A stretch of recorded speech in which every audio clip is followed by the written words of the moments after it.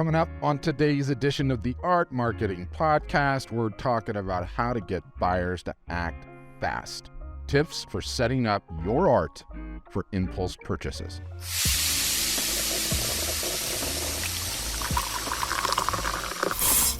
Specifically, we're going to be talking about why you want to do this, some context and current events, how to think about your product lineup, and some tactical ways to go about it. Now, if you listened to the last episode, you know the following. Your goal this year is to 10x the number of new customers you acquire. A new customer is defined as somebody that purchases something from you. The value does not matter. It can be for $5 or $500. And the what it is that they're purchasing does not matter, as long as you retain the information on said customer so that you can market to them in the future. That's the definition of a new customer, at least as I define it. You also know the more customers you acquire, the more you're going to have to market to, and the more you're going to sell. Why? Because you know the easiest customer to get is the one that you already have, and that some percentage of these new customers that you acquire are going to come back and purchase again and again, and some will turn into collectors. Collectors are the holy grail of any art business, and acquiring new customers is an art form in and of itself, and most of you guys are terrible at it, okay? So we're going to be discussing this quite a bit in the episodes to follow. So I want to talk about how we can alter your product lineup as an artist or a photographer, and we're going to get into that. But first, I want to start with a story. So over the years at art storefronts, there's always been times where I've run case studies, marketing case studies, myself and members of my team, with various different customers. And there's one customer recently, longtime friend, I've mentioned him, he's been on the podcast, I'm not going to go into his name, came out with a new limited edition. Celebrity is the subject matter material, endorsed by the celebrity, not a huge celebrity, most would say, but whatever. Hand signed, limited editions, the whole thing. And he did his initial rollout to his own personal audience, and his own personal audience is pretty big. He did a great job. I think he sold a little bit over 45,000, 46,000, something like that, and really, really did well. And that was primarily just him marketing to his own list, okay?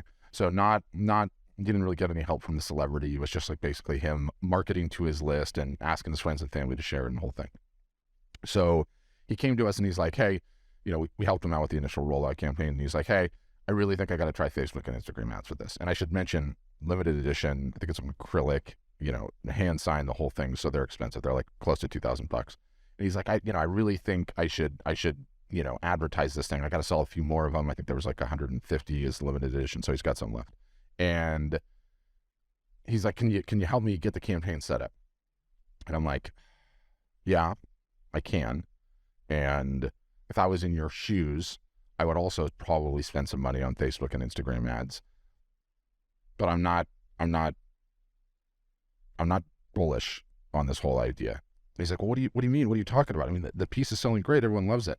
I was like, yeah, I know, but you're asking Facebook and Instagram to go and find people that you've never met, that don't know you, that are not attached to you, that are not bonded to you, do not know, like, and trust you, have not been following you as an artist. First-time people and saying, hey, check me out. I'm an artist. I got a hand-signed thing of this guy. Give me $2,000 for it, right?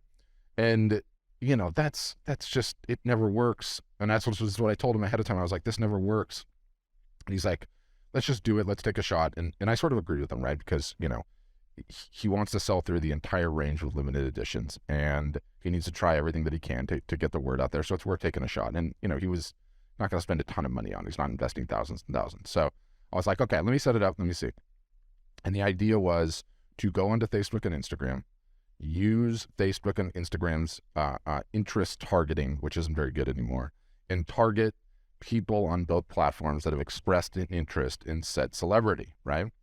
And the long and the short is I probably chewed through half of his budget. He got one person contacted him. He had one add to cart, and that was it. Nobody purchased. And he's like, well, we didn't even spend all the budget I had allocated. And I was like, we're not going to spend the budget. It's not worth it. This is lighting the money on fire, because that's just not how art sells. That is not how wall art sells specifically. I think back to a situation I was in recently, and we'll take it out of art. And for the first time ever, there's an electric car in the family. and we've never had an electric car, and the electric car comes with an outlet that can be on at any point in time. I mean, the batteries in this car are huge. It could power the house for 3 days. So you can power things with the outlet, which is really, really cool. So I was like, oh man, I can finally get one of those plug-in coolers. It's like, basically it's like a little cooler sized things, and make them up to big. And you can plug it in, and it's like a little refrigerator, right? And you don't ever have to use ice ever again. And because you have an always on outlet in your car, then you have an always with you refrigerator, which is an amazing thing. So what did I do? I started Googling. I found the one that I liked. Then I Googled the one that I liked versus, and found all the other ones that were competitors. Then I went onto the website, checked out the prices of the other one. Then I went to YouTube and I Googled the cooler, and I got about like 4 or 5 people that do the overlanding thing, that's off-roading, where these things are really prominent, and found some people doing individual reviews. Here's what I love about these things. Here's what I don't like about these things. Here's what you think. 5 or 6 different YouTube videos. I found out like the very top model is awesome. The top brand is awesome, but you can go one step below, and is there literally any difference aside from hundreds and hundreds and hundreds of dollars? And I was like, no. So I finally arrived at the one I want. And, it wasn't a huge purchase. I think it was like $480 or something like that, but not small, right? And there was like a good 20 points of research in there that I did that finally got me over the line to make that purchase, right?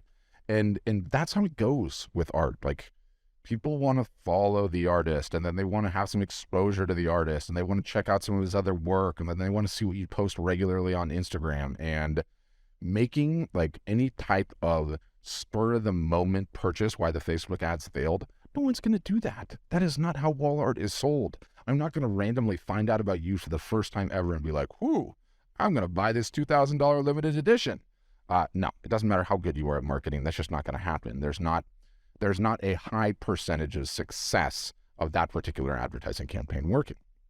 And it got me thinking about, the reason for this podcast episode, because I don't think these types of things are mentioned enough, okay? The smart artist these days is a contrarian thinker, or needs to be. Now, regardless of how you feel about social media personally, you don't like posting what you had for breakfast. I get that. That as artists and photographers wanting to sell our work, we have to go where the attention is. And for most of those 2 venues are Instagram and Facebook. Instagram being the better, the more prominent of the two, if you are trying to sell wall art. Now, when you regularly browse these apps on your mobile phone, what are we greeted with as consumers, right? We're greeted with a myriad of product ads trying to sell us just about everything under the sun. And depending on your personal tastes, you podcast listener, and preferences, these items can tend to vary. They can be clothes or gadgets or makeup or sporting equipment or gardening stuff, right? It all skews based on your browsing habits, and then what you historically like, comment, and share, also what websites you visit. That in turn gives that data to Facebook, Meta now, Facebook and Instagram, to show you those types of ads. So while we're a diverse audience that listens to this podcast, there are some recurring themes in the type of products that we end up seeing on Instagram. Do you notice that we end up seeing on Facebook? And there is a ton that we can learn from those products. Namely, the majority of the items are cheaper in price, oftentimes under $100, up to a few $100s, very rarely multi-$1,000 tickets, depending on what you're browsing. I mean, sometimes you're browsing like luxury cars or something, and you might get some different ads. But by and large, the majority of the product makeup that we see as ads on Facebook and Instagram are items that can be purchased on a whim, without having to ask permission, without having to research for 6 months, in a guiltless transaction. You don't have to ask your significant other. You don't have to ask the accountant. You don't have to throw stones. Throwing stones, what is that even? But they are easy to purchase, okay? It's very easy to just hit buy now, boom, the thing's integrated. You get a little dopamine hit from the order confirmed, and then you're going to get a shipping invoice, and something's going to show up on your doorstep, and you're already thinking about that. We all love that dopamine hit, right? And all of these items, for the most part, are what I would loosely describe as impulse buy type of items. You ever noticed what's not in those ads? Wall art, inexpensively priced wall art, and there's a reason for that. So it's very important to keep in mind as well and again, this is inside baseball, but it's an important fact.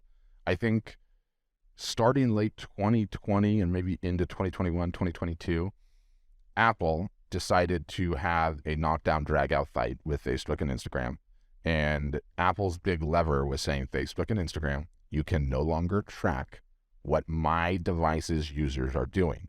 So if you used to visit an Instagram or a Facebook ad with your Apple iPhone, click on an ad, the ad would send you to the website. There would be this myriad of tracking data that flowed through to the merchant on the other end. That's all stopped since then. Why do I bring that up? I bring that up that it's made it extremely difficult for a whole slew of e-commerce merchants to try and figure out and prove their ROI on Facebook and Instagram. And so the reason that's important is that the items that keep showing up in your feeds, okay, as ads, keep showing up for a reason. Those folks are advertising those things. Those folks are spending a couple of dollars on an ad or $1 on an ad, and they're getting a couple of dollars back. It's working. So as the smart artist or smart photographer out there, we can learn from this particular situation. If we are going to be regularly marketing on these platforms, it stands to reason that we need to have some, emphasis on some, items in our lineup that are ideally non-wall art related and apply to this impulse buy, criteria, right? Under $100 can be purchased, quick decision, et cetera, et cetera.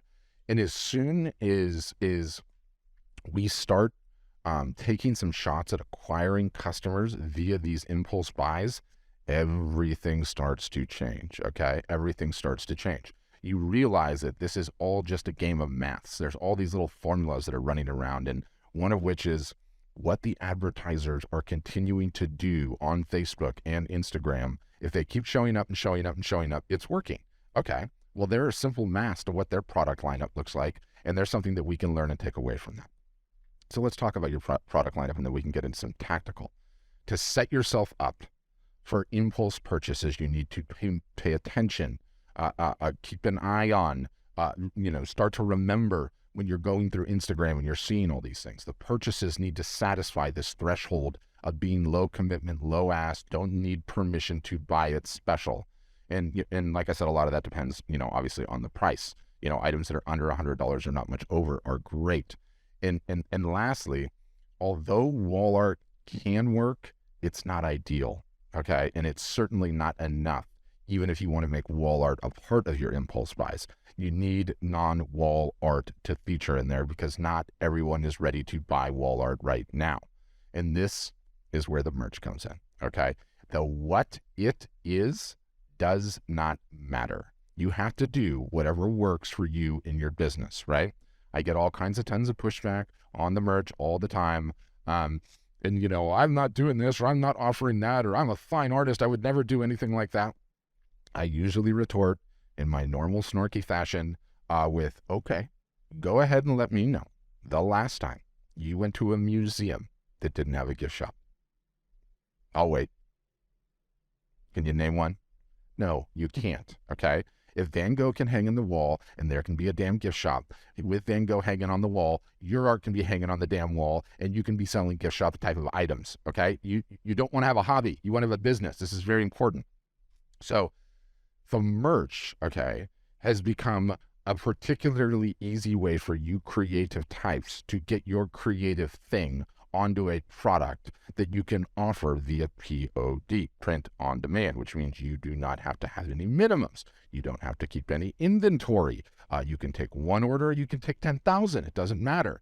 So it's very important to understand that you need to get, or one of the easiest ways to get some of these impulse buy items into your lineup is to contemplate merch. Now, I've got some customers, I say this all the time, that hand paint wooden spoons, kitchen spoons. So they're buying the wooden kitchen spoons, hand painting them, selling them that way.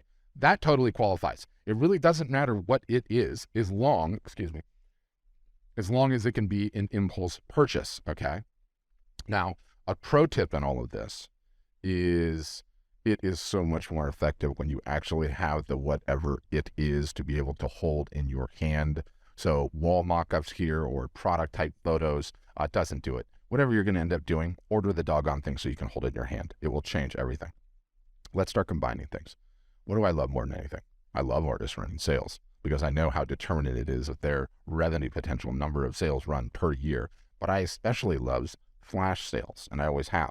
And what does every properly executed sale have? Very simple, back to this mass concept. It is, or psychological mass, if you like. It has a discount, it has scarcity, it has some percentage off, and it has the deal is going to end very soon. You have those two things, you combine them, turns out human beings are more likely to take action. You're going to increase your conversion rate. And so that's all very, very important, psychological mass, if you like. Now, what do all artists and photographers, for the most part, hate? That's right, running sales. I know that. 40% off store-wide makes you feel like a used car salesman.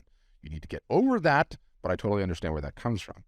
Yet, when we realize that not all sales are created equal, they're not all the same, there is a ton of nuance in this notion of a sale and running them, you realize just how awesome flash sales can be.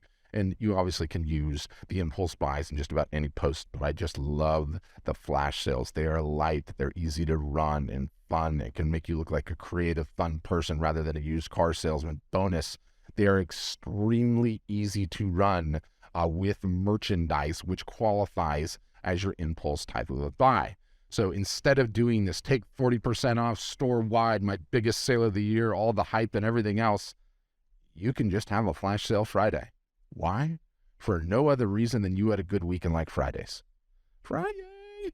Instead of taking 40% off store-wide, you're instead just going to do a flash sale on tote bags. Hey guys, it's Patrick. Do you ever go shopping? Of course you do. Instead of those busted, bad for the environment plastic bags, you feel guilty throwing them away. What if instead you had one of my super sweet tote bags? This is where it helps to have the thing and you show it off. These things are awesome for carrying groceries. They're awesome at farmers markets. You can leave them in the car. You can buy a bunch of them. You can give them as gifts. I really like them. I think you'd really like them. And they're a great way for you to support me as an artist. And I'm very, very appreciative of that. So back to the flash sale. You want to be shopping in style, right? So for the next 14 hours, scarcity, until midnight tonight, all tote bags on my site, 20% off, or if you like, buy one, get one free. Sale ends at midnight tonight. Thank you again for supporting me as an artist, and have a great weekend, everybody. That was me holding my Instagram, holding my phone up to Instagram, recording a quick video, me holding the bag, pressing publish, and I'm done. That is my sale. It's finished. That's an amazing thing. That is just an amazing, amazing thing.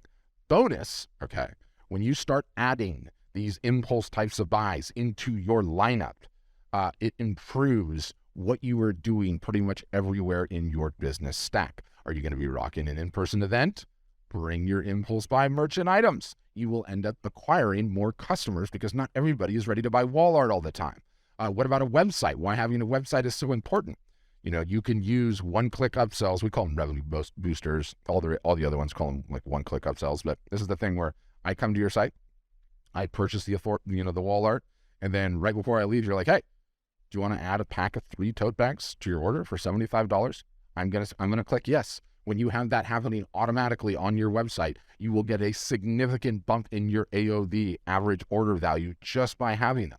These things literally work absolutely everywhere in the stack at all times. I would probably be driving my car around with them just so I have them all the time. So the challenge then, get some items that qualify is impulse buys into your product lineup. If you end up joining Art Storefronts, we make this very easy for you. If you do not want to join Art Storefronts, that's okay. It's not going to hurt my feelings. Figure out a POD place where you can get this stuff made and then start pushing them all the time. You will acquire more new customers as a result. You market to those customers consistently. Some percentage of those customers, as a result of getting your art, albeit not on the wall, on a product, into their hands, are going to come back and buy wall art from you when they are ready. Why? Because they have been shopping for the last 2 years with one of your super sweet tote bags and with your art on it, and they're like, now I'm ready to buy wall art. Boom. Who are they thinking of? They're thinking of you. Some portion of those newly acquired customers are also going to buy again and again, and now you have a collector. Get enough of those, and your art business now pays a base salary. Quite literally, collectors are the holy grail. It all ties back to acquiring new customers. How many new customers can you acquire per year? Having impulse buys in your lineup, great way to do it. Thanks for listening. Have a great day.